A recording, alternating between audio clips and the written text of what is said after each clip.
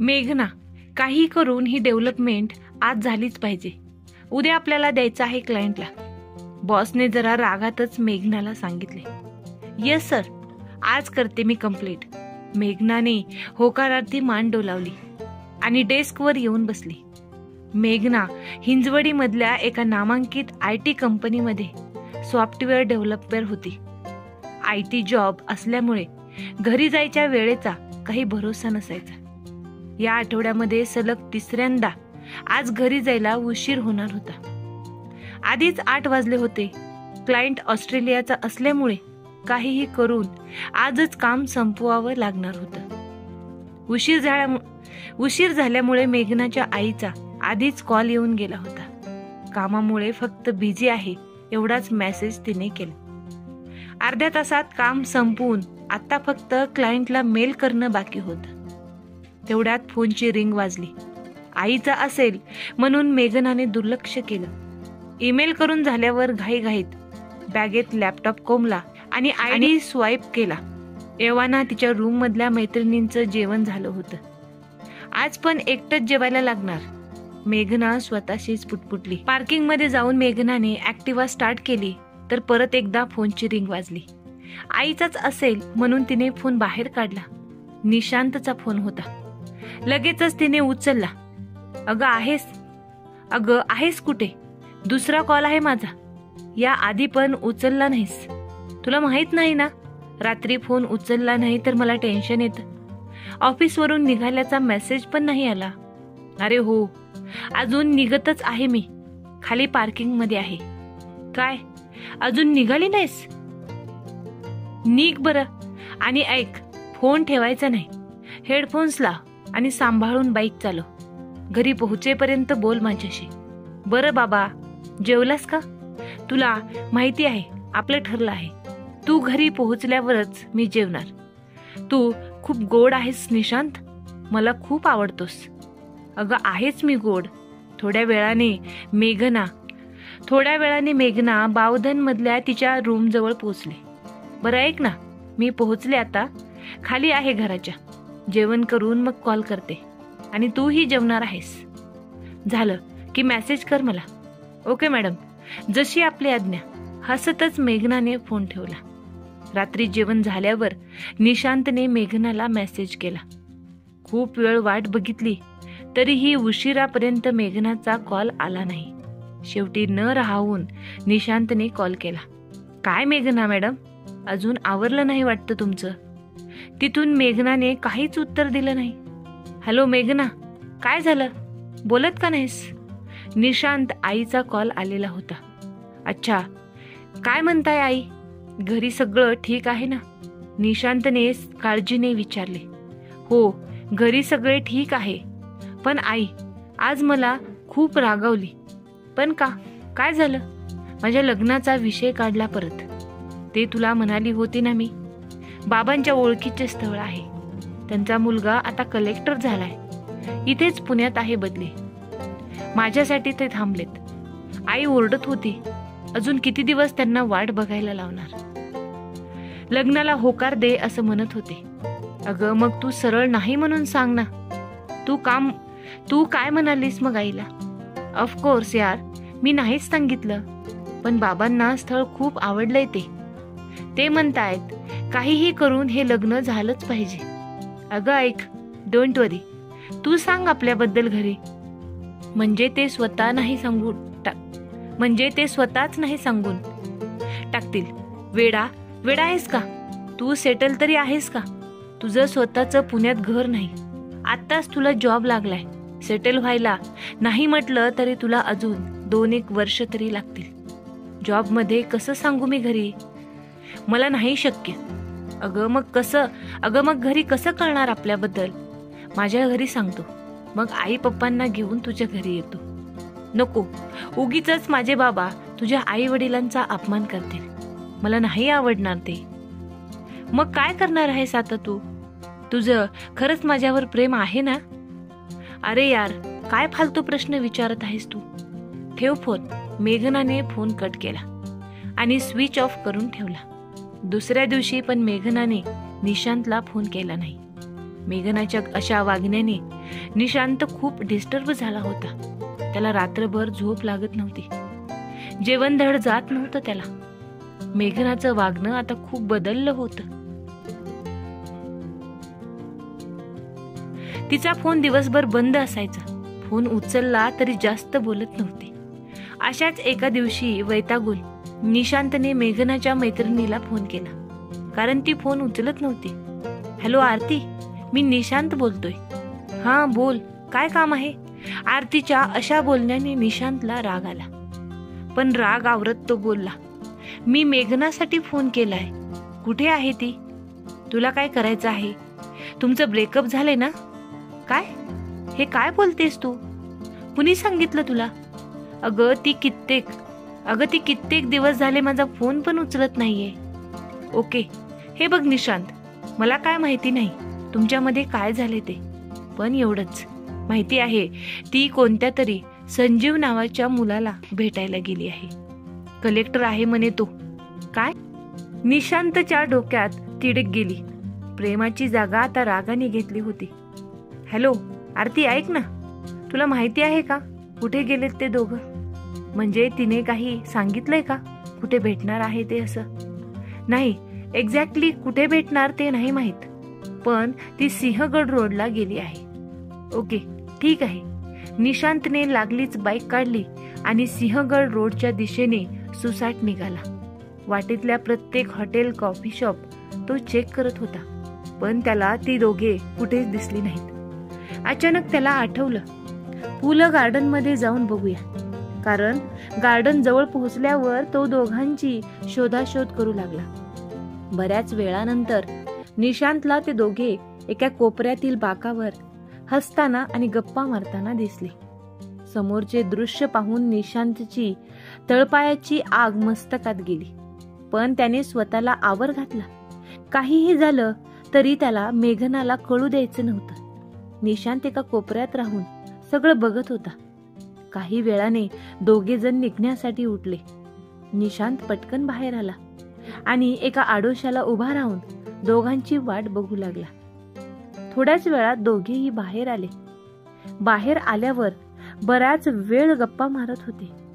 संजीव दिसायला स्मार्ट होता. उंच पुरा, गोरा, चेहऱ्यावर फ्रेमलेस चष्मा त्याला शोभून दिसत होता.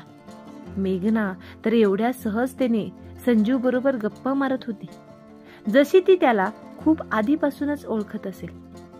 बाहेर मेघनाची बाईक दिसत नव्हती, म्हणजे संजीव नक्की मेघनाला घरी सोडणार होता. झालेही तसेच. दोघेही कारमध्ये बसून बावधनच्या दिशेने निघाले. निशांत तडक त्यांचा पाठलाग करू लागला. थोड्या वेळाने कार मेघनाच्या रूमच्या खाली थांबली. मेघना उतरली आणि मोठी स्माइल देत संजीवला बाय केले. जाताना मेघनाच्या चेहऱ्यावर कमालीचा आनंद दिसत होता. निशांत हे सगळं बघून खूप दुःखी झाला होता. मेघनाने आपला विश्वासघात केला असे वाटू लागले. आपण जिच्यावर एवढं प्रेम केलं तिनेच आपल्याला धोका दिला. तो अतिशय संतापला होता. घरी येऊन त्याने पहिल्यांदा मेघनाला फोन केला. मेघना, आज कुठे गेली होतीस? बाहेर महत्वाचं काम होतं. काय काम होतं? संजीवला भेटायला गेली होती. पण का? तेही लपवून. मला भेटावं लागलं बाबांच्या आग्रहाखातर. सॉरी, तुला सांगायला वेळ नाही मिळाला.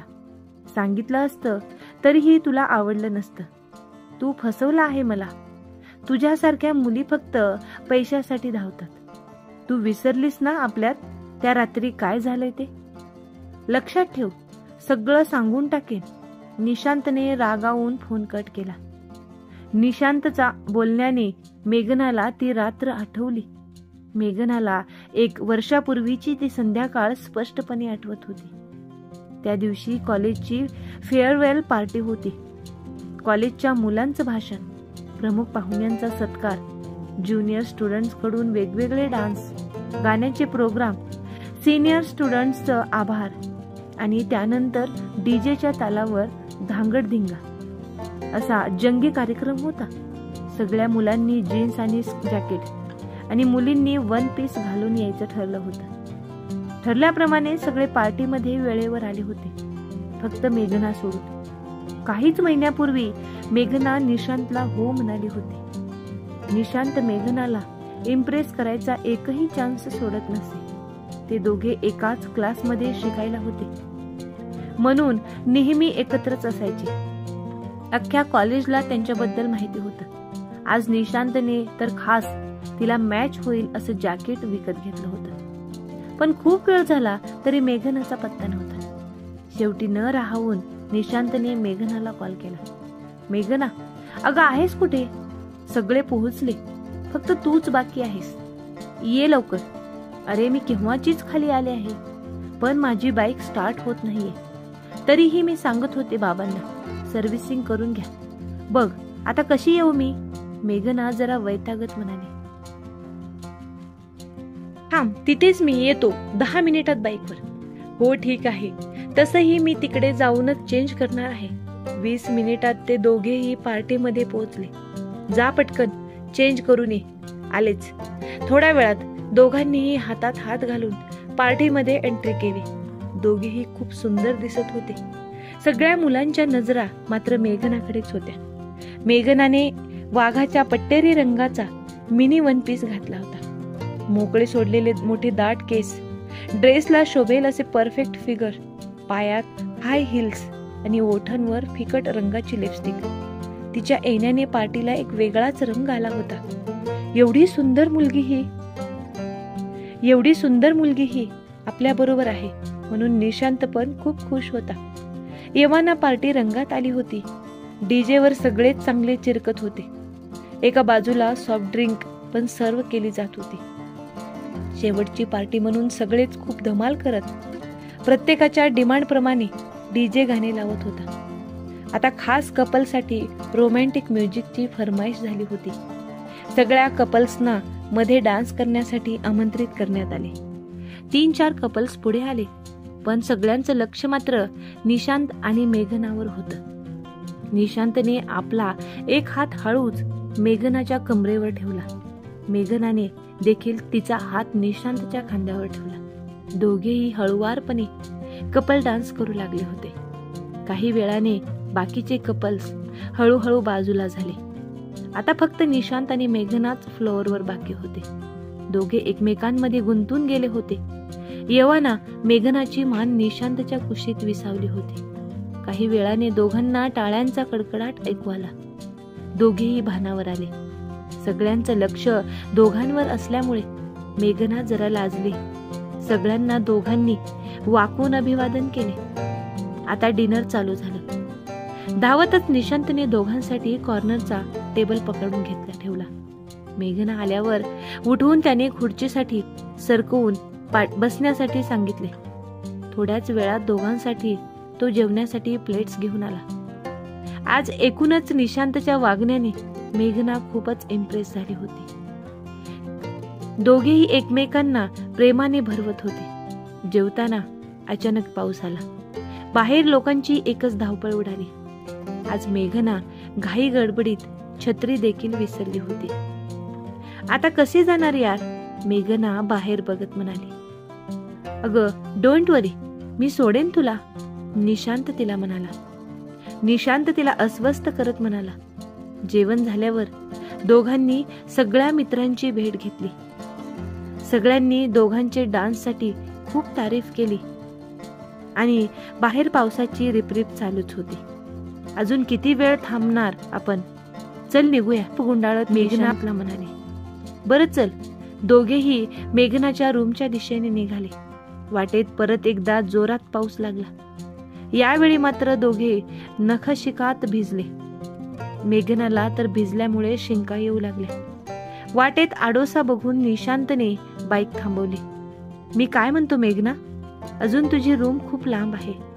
पाऊस पण थांबण्याचा नाव घेत नाहीये. आपण त्यापेक्षा माझ्या रूमवर जाऊयात का? जवळच आहे रूम आणि रूमवर पण कोण नाही. तू गेल्यावर चेंज कर, मग नंतर आपण मस्त गरमागरम कॉफी घेऊया. अरे पण आत्ता पण नाही. आता पण नाही आणि बिन नाही. आपण जाऊया, चल.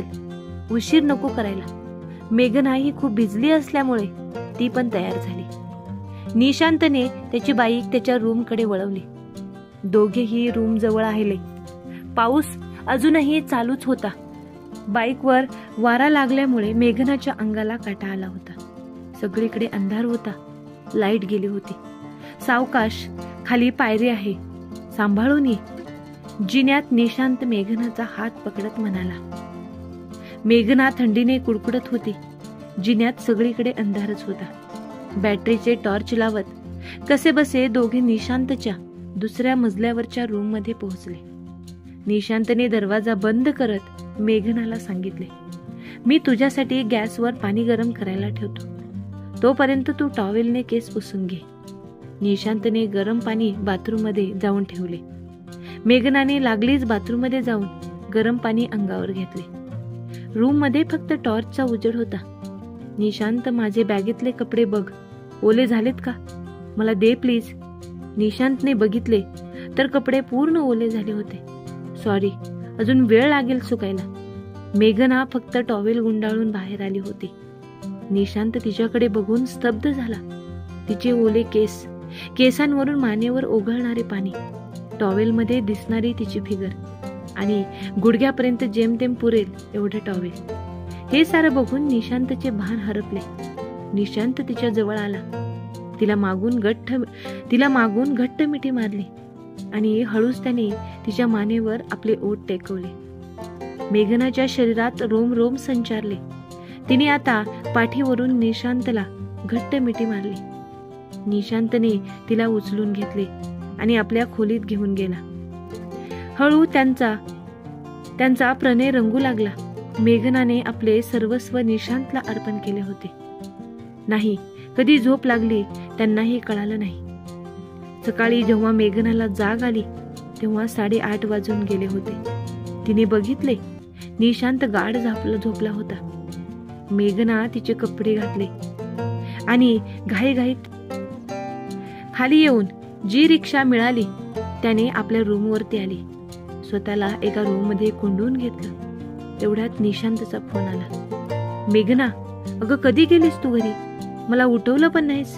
निशांत, आपण काल रात्री खूप मोठी चूक केली आहे. भावनेच्या भरात आपल्यावर कंट्रोल राहिला नाही.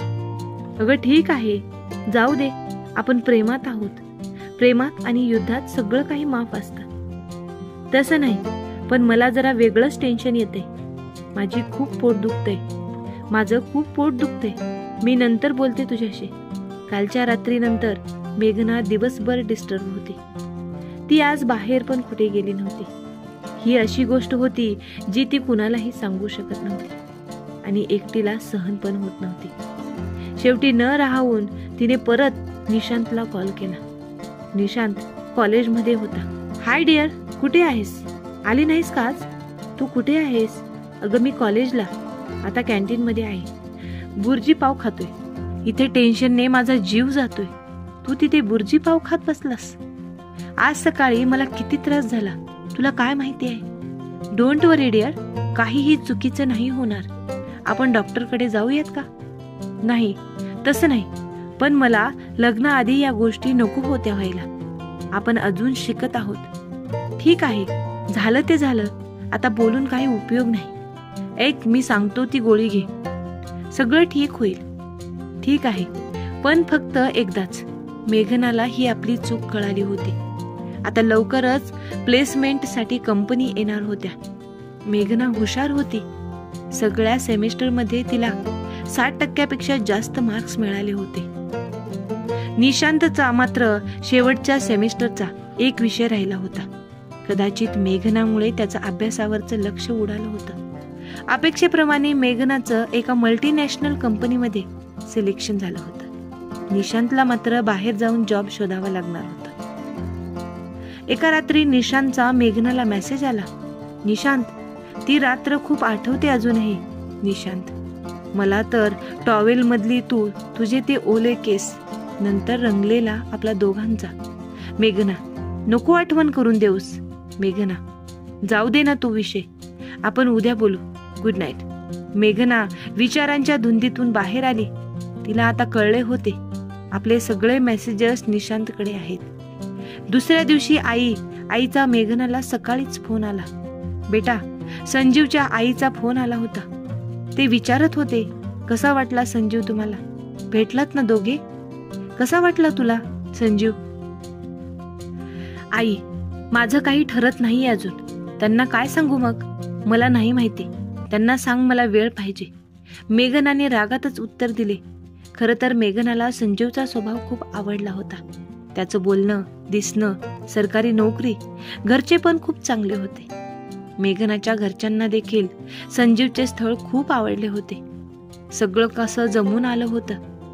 शेवटी तिने मनाशी निर्धार केला आणि ठरवून टाकलं की उद्या निशांतला आणि संजीवच्या घरच्यांना दोघांना आपला निर्णय कळवायचा. उद्याचा निर्णय तिचं आयुष्य बदलणार होता. आज सुट्टीचा दिवस. अजून सुद्धा मेघना लवकर उठली होती. तिने उठल्यावर पहिल्यांदा निशांतला मेसेज केला. आपण त्या रात्री एक झालो. रोमांस सगळं जसंच्या तसं आठवतंय. मेघना, फ्री असशील तर कॉल कर. थोड्या वेळाने निशांतचा कॉल आला. क्या बात है, आज सकाळी सकाळी माझी आठवण. निशांत, मला तुझ्याशी खूप महत्वाचं बोलायचं आहे. हा बोल ना. माझा निर्णय झालाय आणि मी तो कळवणार आहे आई बाबांना. कोणता निर्णय? संजीव बरोबर लग्न करण्याचा. काय? म्हणजे शेवटी तू बाकीच्या मुलींप्रमाणेच निघालीस, फक्त पैशाच्या पाठी धावणारी. सरकारी नोकरीवाला मुलगा दिसला की लगेच पाठीपाठी धावणार. पण तुला काय वाटतं, तू एवढ्या सहजासहजी मला फसवू नाही जाऊ शकत. तू मला दुःख देऊन खुश नाही राहू शकत. तू फक्त बघ आता मी काय करतो. हे लग्न कसं होतं मी पण बघतो. निशांत रागात काहीही बोलत होता. मेघनाने त्याला शांत करण्याचा प्रयत्न केला. हे बघ निशांत, मला तुझा राग मान्य आहे, पण मी तुला फसवत नाही किंवा अंधारात पण ठेवत नाहीये. उलट सगळं तुला सांगून करते. तू समज प्लीज. माझ्या घरचे तुला नाही स्वीकारणार. त्यांना एक वेल सेटल्ड मुलगा पाहिजे. मी तुझी बाजू जरी मांडण्याचा प्रयत्न केला तरीही ते माझं काहीच ऐकणार नाहीत आणि त्यांच्या विरोधात जाऊन मला लग्न करायचंच नाहीये. हो का? ठीक आहे, बघतोच तुझ्याबद्दल कळल्यावर तो तुझ्याशी कसं लग्न करतो ते. आपले सगळे मेसेज माझ्याकडे आहेत, फोटो पण आहेत. मी सगळं सांगणार आहे. मग बघू तुझं लग्न कसं होतं ते. निशांतने रागावून फोन कट केला. मेघनाने निर्धार केला होता जे घडेल त्याला सामोरे जाण्याचा. ही कथा तुम्हाला कशी वाटली ते कमेंटद्वारे सांगायला विसरू नका. मेघनाचा हा निर्णय योग्य असेल का? ती निशांतला फसवत होती का? तिचं लग्न संजीव सोबत होईल का? काय होईल पुढे कथेमध्ये हे पाहण्यासाठी आपल्याला पुढचा एपिसोड पाहावा लागेल. हा व्हिडिओ तुम्हाला कसा वाटला ते सुद्धा तुम्ही कमेंटद्वारे सांगू शकता. तुम्हाला कोणत्या विषयावर कथा ऐकायला आवडतील ते सुद्धा तुम्ही कमेंटमध्ये सांगू शकता. असेच नवनवीन व्हिडिओ पाहण्यासाठी व्हिडिओला लाईक करा, शेअर करा आणि आपल्या चॅनलला नक्की सबस्क्राईब करा. लवकरच भेटूया त्याच्या पुढच्या भागासोबत. तोपर्यंत धन्यवाद.